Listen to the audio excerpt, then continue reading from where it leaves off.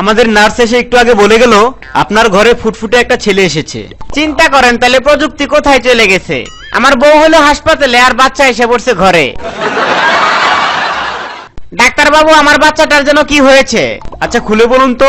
সব বাচ্চারা যখন ফুটবল খেলে তখন সে শুধু দাঁড়িয়ে থাকে। ও সো স্যাড। এটা তো খুবই কঠিন রোগ। তাকে জিজ্ঞেস করলে সে কি বলে? সে বলে সে নাকি গোলকিপার। ডাক্তার সাহেব আমি কোনো কিছুর স্বাদ পাই না। আচ্ছা তাহলে আপনাকে 47 নাম্বার বোতলের ওষুধটা খাওয়াতে হবে। ওয়াক থু, এইটা কি দিলেন?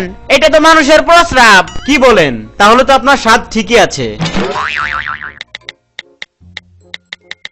ডাক্তার সাহেব আমার কিছুই মনে থাকে না, এমনকি গতকাল যে কি ঘটেছিল সেটাও আমার মনে নাই। ও তাই নাকি? তাহলে আপনাকে আবারও 47 নাম্বার বোতলের ওষুধটা খাওয়াতে হবে। আচ্ছা মনে পড়ছে, আমার আর ওষুধ লাগবো না।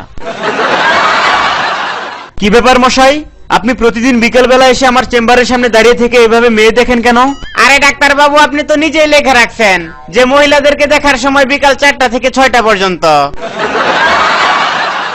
ডাক্তার সাহেব আমাকে তাড়াতাড়ি ওষুধ দেন, আমি দাঁতের ব্যথায় রাতে ঘুমাইতে পারি না। ভালো তো, আমি তো আপনাকেই খুঁজতেছি। কেন? কারণ আমার একজন নাইট গার্ড লাগবে যে কিনা রাতের বেলা ঘুমায় না।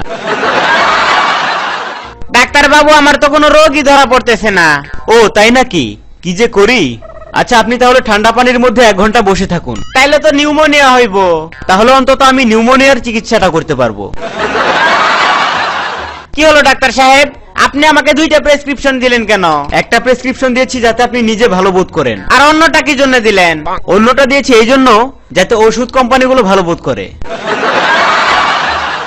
ডাক্তার বাবু আমার মাঝে মাঝে মাথা ব্যথা করে। এই নিন, এই যে ওষুধগুলো লিখে দিলাম, এগুলো মাথা ব্যথা শুরু হওয়ার 1 ঘন্টা আগে খাবেন। ডাক্তার বাবু আমার প্রতিদিন ঘুম থেকে ওঠার পর 1 ঘন্টা মাথা ব্যথা করে। আচ্ছা আপনি কয়টার সময় ঘুম থেকে ওঠেন? ভোর 6টায়। তাহলে কাল থেকে 1 ঘন্টা দেরিতে উঠবেন, তাহলে ওই 1 ঘন্টা আর মাথা ব্যথা করবে না।